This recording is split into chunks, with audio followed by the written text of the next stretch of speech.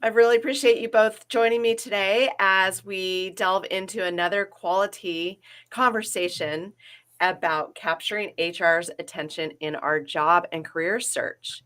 And today we are going to expand on this pretty awesome topic. I know I that really it appreciate can you both joining me today as really take on different legs and different subtopics to this. But really, today is we're looking to catch the eye of HR, and in doing so, we want to land our dream job. So, in this discussion, we'll cover the essential strategies to rise above the pack and your interview skills, and allow your interview skills to shine. Really, that's the goal, right?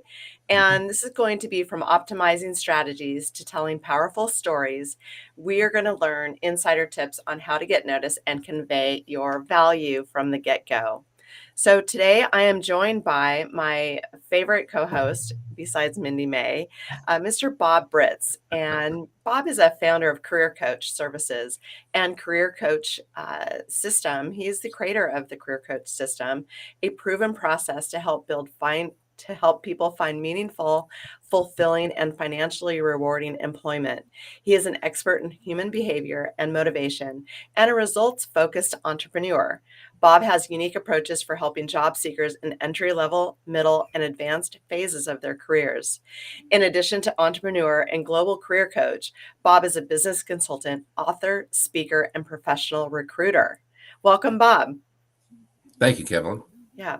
I'm also joined by Mindy May, who has been really enjoying our collaborative efforts in going live on LinkedIn. And she brings a plethora of knowledge and expertise in the human resources industry and fields of something that we may have all experienced throughout our careers. Mindy's a longtime HR professional with over 20 years of experience. She has been the head of HR departments throughout her career, including a dot-com startup, a nonprofit, entertainment, Cirque du Soleil, and financial services. She has interviewed and recruited hundreds of individuals at all levels of employment. Welcome, Mindy. Thank you very much. Yep. And my name is Kevallyn Paskos, and I'm the founder of a business development, I, consulting agency. And my specialty really is in marketing and business development in the construction industry. I do help contractors anywhere from small to global enterprise level, GCs, electricals, really develop their HR, their AAR. Gosh, I am just messing all this up today. I help businesses grow their revenue, and I do it in very creative, innovative ways so that we can capture the additional revenue that we're looking for as we go through and build business. So both of you, welcome. I'm really excited to get going on this, really the HR and how to pass snuff and how to get through the HR process with shining colors. So, Mindy, I think you're first up with, tell us a little bit about what we're going to be talking about today. Right. Well, I think for a job seeker in terms of HR, it's really important um, to see what role HR plays in the company. And you can tell that pretty easily by who initially called you and who is interviewing you. HR should be on the absolute top of the list. A very good company with a great culture will value HR and will see them as a strategic partner. So when you're in there for an interview, this initial interview with HR, whether it's your initial or your final, they're the ones that are really in the hiring manager's ear about you and about whether or not you should be hired. And I know for myself and a lot of my colleagues, our job is to look for someone who's a cultural fit, because our job is to help form a positive culture. So I would highly recommend to anyone interviewing with an HR person that they treat that HR interview with the utmost of importance and respect, and not just like it's another link in the chain, because in a good company, HR has a lot of influence and they really need to like you. The HR needs to want you there. In most cases, where management really values the HR person's opinion. I mean, you have to remember that managers, hiring managers, C-level executives, they do not like the recruiting process. They want someone else to do it. They need help. It's not their area of expertise. Mhm. So they really turn to the HR person for this kind of help. I've had people that I've interviewed come to me, and either there's two things that are really bad. One is acting like they already have the job. Being arrogant on an interview is a really, really bad idea. And another is not being respectful, acting like HR is not one of the people you need to impress. And if I get those kinds of responses or attitudes from people, I will let the managers know. So it's not smart, and it's not a good way to approach a job, especially if it's one that you really want. Those are great points, and I can see where that could be definitely a factor when you've got somebody coming in with any of those, red flags, if you will. Is that correct? Right, exactly. I mean, human resources is the gatekeeper for all of these kinds of things. They're looking at your red flags. They're actually there. If they've chosen you, if you're on that short list and you're in the office, they want you to be good. They want you, their choice, if it's a good one, impresses the higher ups. So they're going to try to guide you and try to help you through that interview. And if you're not picking up on it and you're not going there with them, that's a problem, because they're not. I think a lot of people think that HR is scary and they're somehow against you or they don't want you to succeed. It's really the opposite, because HR has picked you as a candidate for the most part, and they want to see you get all the way through the interview process and hopefully be the winning person who gets the job. So I think it's really important to keep that in mind, that your initial interview and your relationship with HR is not only going to be key in the interviewing process, but it's going to be key in your employment with the company while you're there. Have you ran into, instances where employees may have said that you're scary, the HR department's scary, or, other as far as maybe some social legal issues, do you run into that? Is that a consistent problem? That HR is scary. Well, I have people come in and be really, really nervous. So they're obviously scared, Yeah. and they can barely get through the interview. And I just want to Right. tell them to relax. I'm on their side. I have nothing against them. I'm not looking for errors or looking for problems. I'm looking for success. I want to hear about them. I want to know who they are, and I want to know if they're a fit for the company. So, but I have not in just interviewing situations, but in other HR situations, have people come in, and they should do this and talk to me when they have problems in the company. So if again, if HR is highly valued in a company, it will be a safe place for an employee to come in and talk about their problems, because everything they say doesn't necessarily have to be shared with upper management. It can stay in HR and try to be solved on that level whenever possible. Mindy, what happens if a problem arises in a company and the person who's causing the problem is either a director or in the C-suite and has a lot of power in the company? How does that work out usually? Well, hopefully they get HR involved, because really that's the only way to work that out. And whoever is at the very top of the company, whoever is supervising that person, needs to get involved. I think a major, major role for HR is training supervisors and training Mm, managers, because a lot of times they get in that position and they really don't know how to handle people.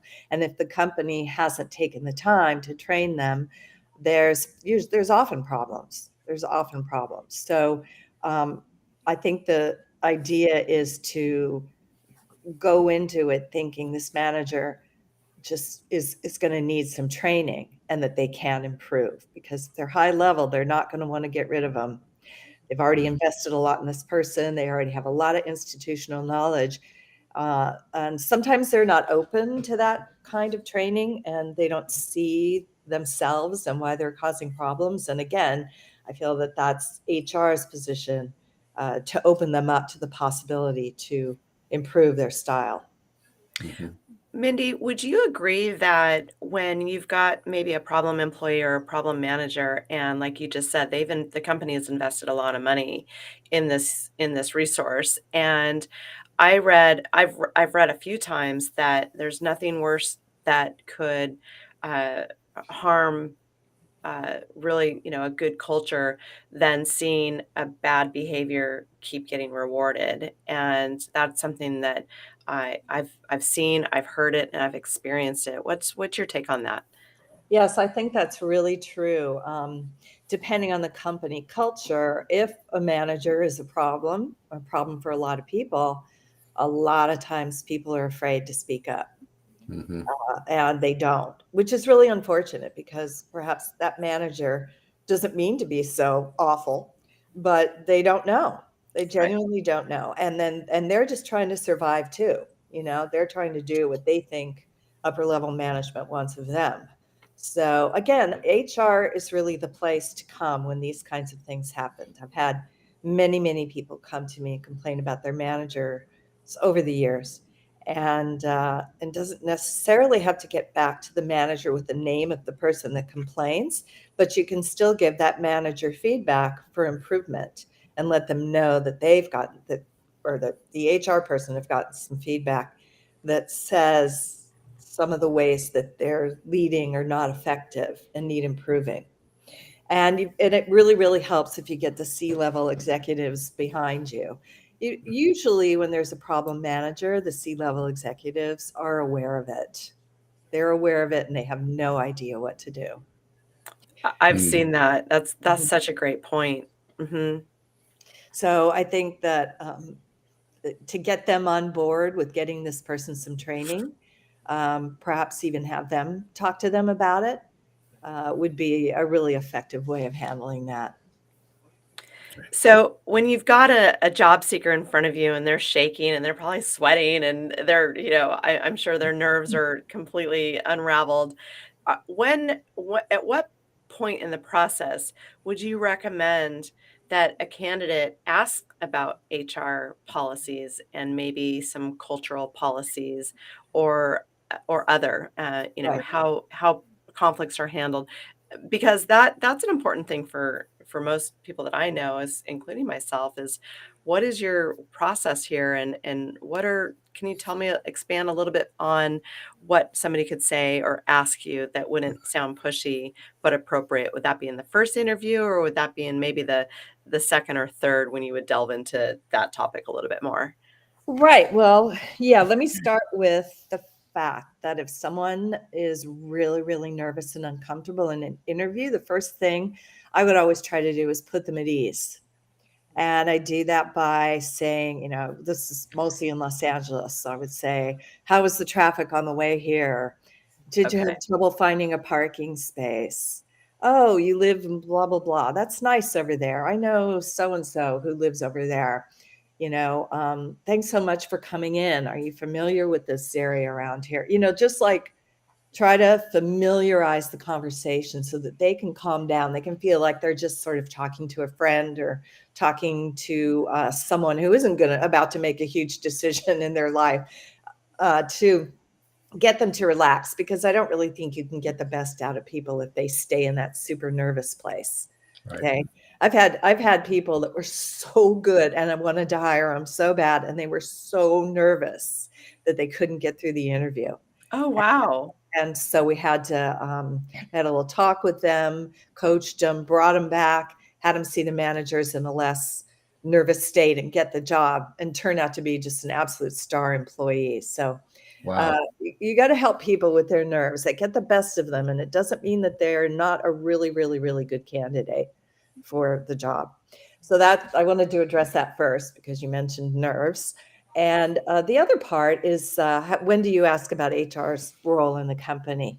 Well, usually at the interview, if they're in there for an in-person interview, they already know a little bit about HR's role in the company, because HR is probably the one that screened their resume, that called them. I always do a phone screen before you bring somebody in. So they've spoken to HR before they get there. They know the person's name. They know their position. When they get in, they can tell, like, the function of HR is not just to ask them questions about their appropriateness for the job, but to inform them about the company. So I usually give them a spiel about what a great company it is, what the benefits are, what kind of culture is there, what the culture is evolving to, what stage the company's at, all kinds of things, so that they go in to the next meeting armed with that information, which hopefully makes them feel more comfortable. So on the first interview, they already know a little bit about HR and the role they play according to how the HR person has been with them so far. When they come in for the second interview, I think it's a wise question to say, what is the company culture like? Just simply ask that question. What's the company culture like? And you will get all kinds of answers. I mean, in my case, I'll just refer to my last company, financial services job that I had.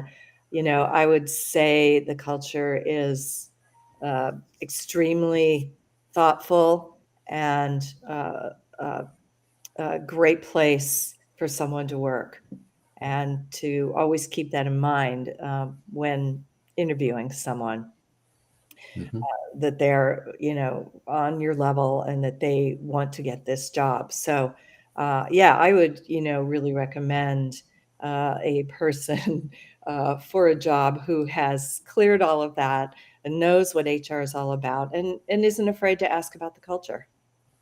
Those are great points. Bob, did you have anything to add to that? I think you really covered the bases pretty well. Also, education programs and things like that. People want to, particularly engineers, want to know about what's the education like? What do I get my certifications? What are my advancement things? How does that fold into the interview process? Yeah, I think a lot of times people forget to ask, what are my opportunities for advancement? And it's a really important question, because if you're hiring from, outside the company, you don't know what that person's past career has been like. You don't know exactly how they're going to fit in. So you need to find out. And each person is kind of in their own space until they become a part of the company. So I think opportunities for advancement is a really important question to ask. And there may or may not be opportunities for advancement, or they may not happen as fast as the person would like them to. So it's an important information to get, and important to know just how engaged you are in the person's opportunities for advancement. Well, and to ask the right questions, and have it be natural, because we're interviewing the company as well. And it's a opportunity for both sides to really get together to see if it's a perfect fit or not, right? Right, right. Right. I always think that, you have to remember that the company is not just interviewing you, but you're interviewing the company. And I wish somebody told me that long time ago. I had to figure that out, but, I needed Bob a while back, and, here we are. But, I think, Bob and Minnie could have shared that with me much earlier on, but Sorry so about that. Didn't know you then. Well, that was a great summary, Mindy, and thank you for pointing out and, really expanding on some of those key points. And, really, that HR's role is to be neutral and objective, and that is what it's supposed to be. So, let's segue into, we talked backstage about our different experiences, and then also coming together as a collaborative team. Obviously, I've come from more of the employee side, as Bob has as well, and you're more HR. And so, there's been definitely some shaky areas in my career, that what you mentioned earlier regarding a bad manager or a terrible manager, and that same manager, because he's highly revered, they spent a lot of money on him, he comes from the college the other guys came from. You're almost, in a way, it has to work or it doesn't. And in my experiences, I've seen those managers get rewarded for their bad behavior. And I will tell you that there's nothing worse and more swift to kill culture than to see bad behavior rewarded. And it's something that it kills morale, and it does nobody any favors. And at the end of the day, you're going to have those two managers that were buddies running the company because everyone's going to leave. So it really is Mhm. important to have your culture, not have it be where it's ran by one or two people. I feel that a good HR process and a good HR department with its culture, associated culture, really should be a checks and balances system. And I see it more with the enterprise sized companies versus maybe more of the mom and pop or the regional outfits where they're typically a little bit more privately owned. Mhm. And it's something it's, it's the gas clutch thing and or brake, where you want to work at that company, everything but that terrible manager is outstanding. And unfortunately, you keep seeing this terrible manager get rewarded with his or her behavior. Mhm. And it's happened to me 3 times. And it's something that it doesn't matter how good of an employee you are or what excellence you bring to the table. I feel that companies and leaders and founders really need to do a better job of the checks and balances to make sure that it's that type of thing does not happen. And or there's a training program for that manager to learn the skills he needs to have to be able to lead teams effectively. So, what are your thoughts on that? Yeah, I think that's a tough one. I mean, the scenario that you just described with the leader who's not effective but continually gets rewarded is an old familiar tune. You said it happened to you 3 times. It's happened to me. And it's really toxic. It's really difficult to deal with that in a company where that person may be giving it their all, but just doesn't know how to be successful in that situation. So I think going to top management, go depending on how big the company is. I think you need to take that a step higher and deal with the higher ups. And it's risky, if you want to be the renegade person that goes in there and tries to improve the culture, that's going to be difficult. HR is more entitled to that because that's part of the role of HR is to go ahead and do that, even criticize the leaders and ask for more from a leader. HR can get in there and do that, but I think that it's imperative that the top brass be involved because otherwise they don't have a foot to stand on. It's Right. just it's too difficult. Yeah. So, one more question about this. Obviously, HR is supposed to be a safe place for employees to go, and supposed to, keyword here. And sometimes it's not, Mindy. Sometimes people haven't had the pleasure of working with a person expert like you and really having a safe, positive experience where there's been companies that I've worked for that are from global to mom and pops that it's just an unspoken rule that you don't go to HR because that the stigma, if you go to HR, now you've got a target on your back because you're the one that's complaining. So Mhm. it's kind of a mixed bag where Right. HR is supposed to be there for us, but like anything else, when you start hearing the rumblings where don't go to HR, it's not going to be in your favor. That's also happened to me a couple times, and HR is supposed to be there uh, for the processes to use them to protect our rights. But when you are asserting yourself and saying, hey, this happened or XYZ happened, and I would just like to keep this in my employee file, that might be a red flag to a bad company that might be not utilizing HR how it's supposed to. Mhm. Whereas an enterprise company or a great company would utilize that information and just objectively store that document in your file, Mhm. and it's protecting you. It's going to protect you. So, have you seen that as well, where either it's really effective to do that, or yeah, just don't go.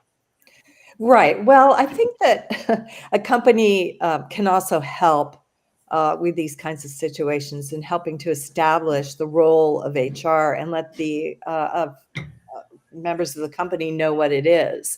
Like a couple times, I've been hired, and I find out they just didn't know how to fire people. Oh. and they were terrified of firing people, rightfully so, in the state of California. And so they hired me to help them fire people, which was the initial thing that they wanted me to do.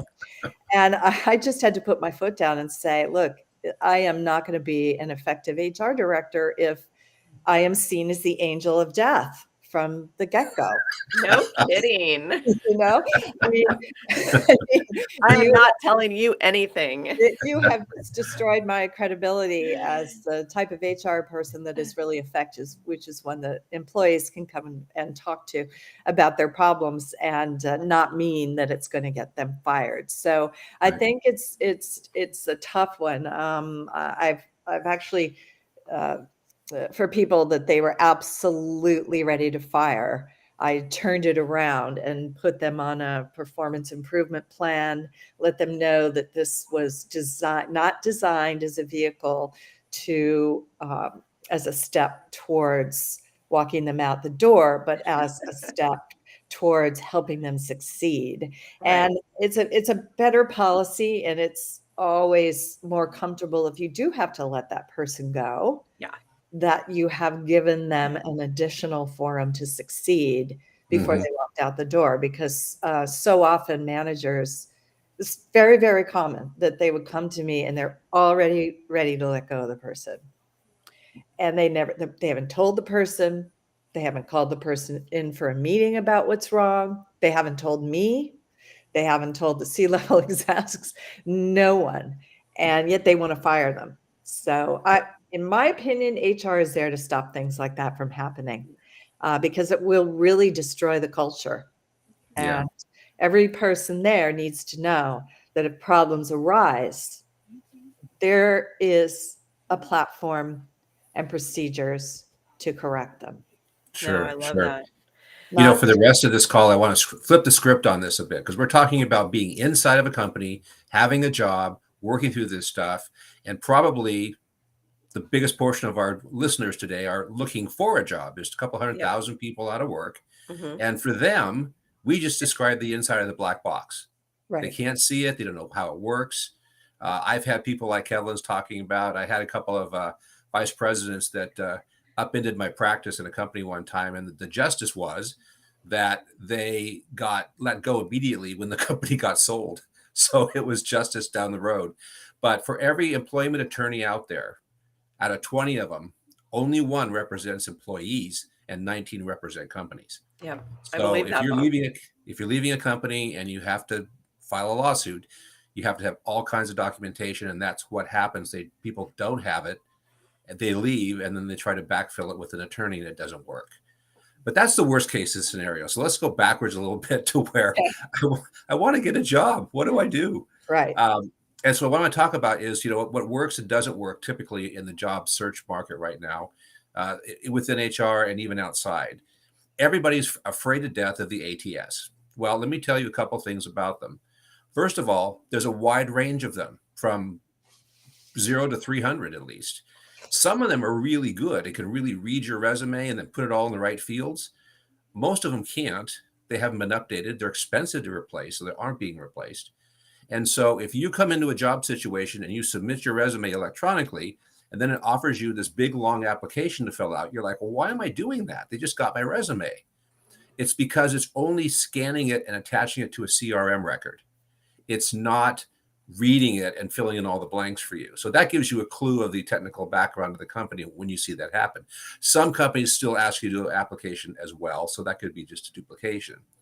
But an ATS cannot reject you except when there's a couple of questions up front. How many years have you had the job? What level of education do you have? And maybe a third question, or some combination of those. And I've been told that legally that can reject you. If it doesn't hit that and you go into the HR department, a human being has to look at the resume to say no. They cannot just, routinely just say no to everybody and walk away. Now, thinking about HR and you're applying, someone said, what about when hundreds or thousands of people have applied? That happens all the time. Kaiser Permanente used to get 125,000 resumes a week in their system. A week. I ran an ad for coaches about a month ago, and in 4 days, I had 650 applicants that I had to go through. And so this happens all the time. There's a workload issue on the HR side. They're fighting to get all these people run through and interviewed. At the same time, they've got some manager in the corner who's misbehaving they have to deal with.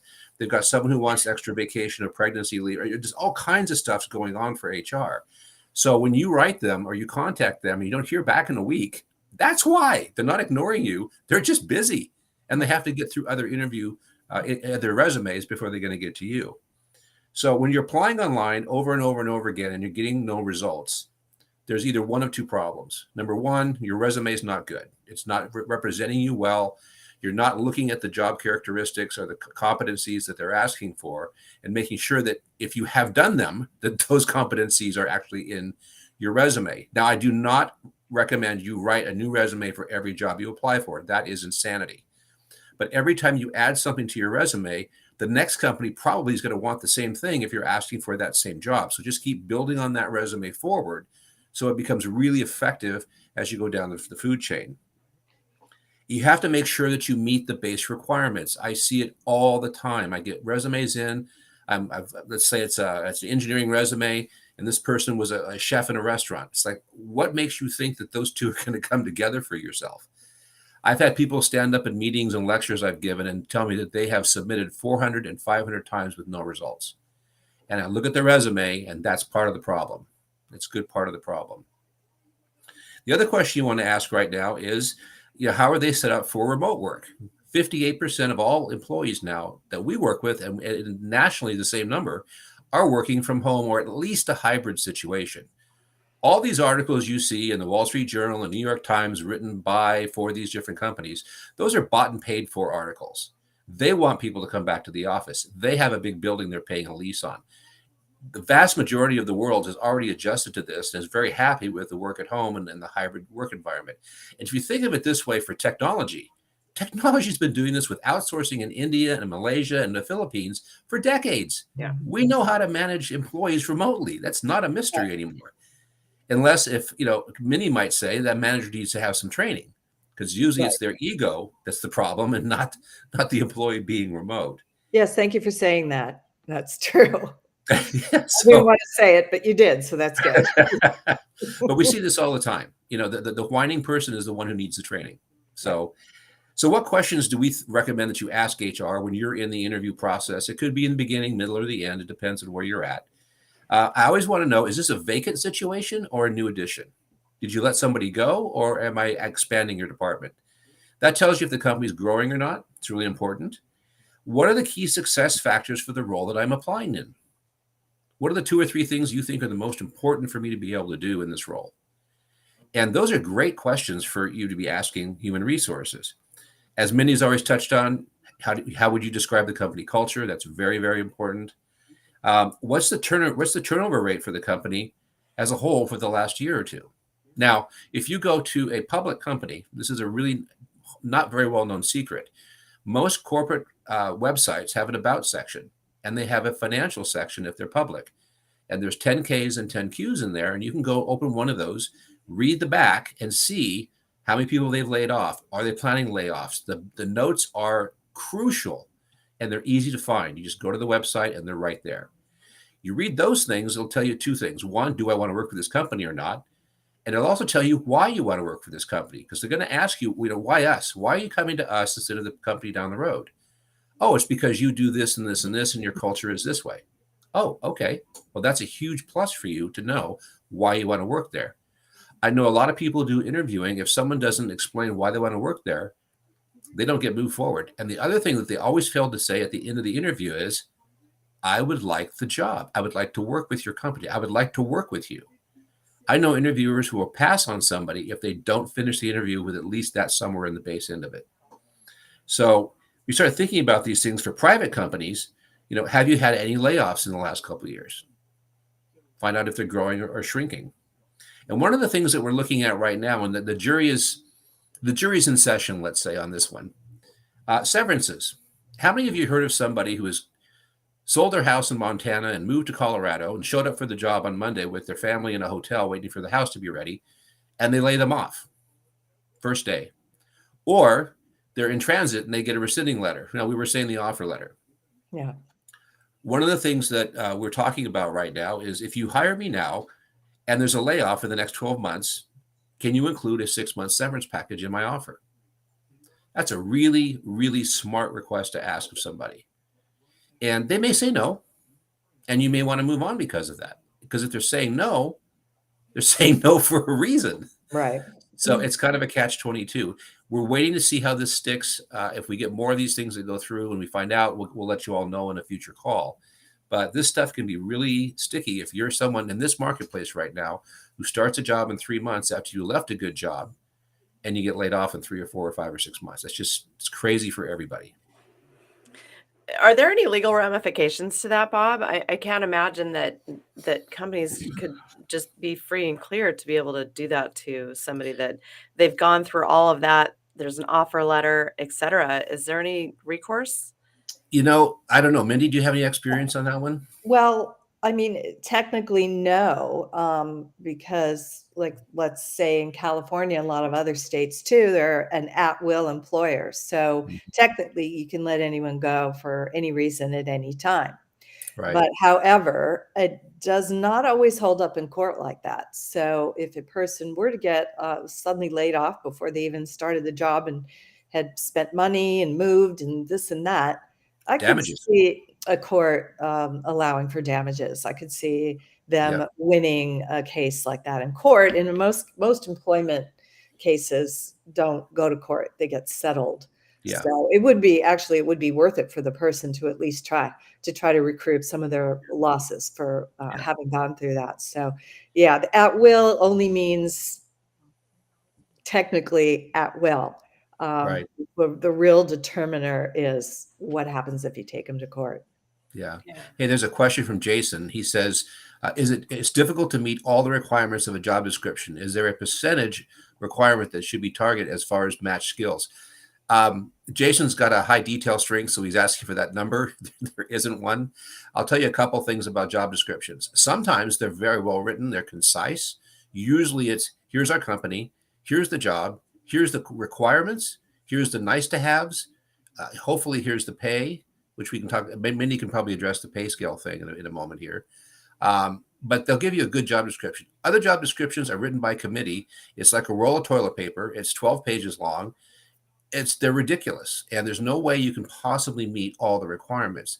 What I tell people are in the ones that are at the top list, which is the required ones, you really need to be able to meet most, if not all of those. Maybe if there's 6, maybe 5 would be okay. Oftentimes, you need to know how to do Oracle. That's a requirement. Well, is that really a requirement, or will they teach you that? So you can ask those kind of questions if you get the opportunity. So I just tell people, don't apply for things that you just don't feel like there's a good match for yourself, and be cautious of that because you're wasting your time otherwise. Right. And I also think that the basic requirements like type of degree, number of years in the business, things like that, those would need to be correct to get through the system. But everything else is considered more fluently when someone is actually looking at your resume. So as long as you have those to get through the applicant tracking system, I mean, I see the applicant tracking system as an advantage in many ways and a disadvantage in some others. I mean, it does a lot more than just screen a resume. It keeps track of the recruiting process. It schedules interviews. It writes letters back to let the person know what to expect.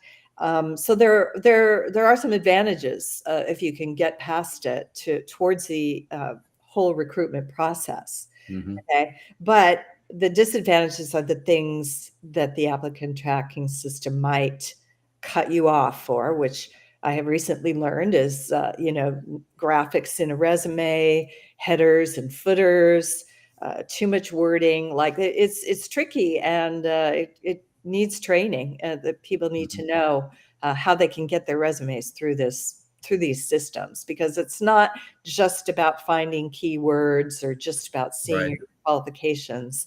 There are other things involved that could very well stop a good applicant from getting seen. So it's worth looking into. It's worth asking about. What about these newly posted pay scales in the job descriptions? We're seeing some really widely varying Wide. numbers. Yeah. Well, it's interesting because I happen to be a part of a group um, of representatives, and we went up to Sacramento to address the new legislature that was being proposed about California needing to put salaries in their job posts. And myself and a lot of other HR reps that were there were very much against it. And the reason is because you don't necessarily always set a salary until you've met the person and you find out what their salary history is. On the other hand, I can see why California, being very employee friendly, started requiring that because they don't want employers to be able to way lowball people just because they weren't making as much money before. So there's pros and cons to both of that. But I think that's why you see the huge range in salaries, because that kind of covers them in case they say something too high or something too low. So by giving this huge range, it's still just about as vague as if you didn't put a salary at all, Mhm. which legally helps them so they don't have to go against something that they published in a posting. Right. A- Well, I And know you can't ask somebody what they've made. You cannot ask them what their salary was coming in the door. You can ask somebody, though, is what are your salary expectations? Yes. And Yes. so, what tools can somebody use to discover what that job should pay for? What would you recommend? I have a couple, but go ahead. Yeah, I mean, there's a lot of tools online that now that you can go in and they will, like salary.com, they will take a look Right. at your area, they will take a look at your level, they will say what the average employee is getting paid, they say what the high range is. There's a lot of metrics online to help you determine what a fair salary is for that Mhm. position. And you can ask other people. You can do some of your own research and find out what they're getting paid. It varies a lot from company to company. I wish it was that linear, but it isn't. So it's a tricky area, and I think that the more research you can do on it, the better. well, Yeah. maybe you two can add some comments after the event's over, and maybe some resources that people can utilize in the future in their job search as well. Mhm. And I do want to add on to the how many requirements does one need to fit the job description.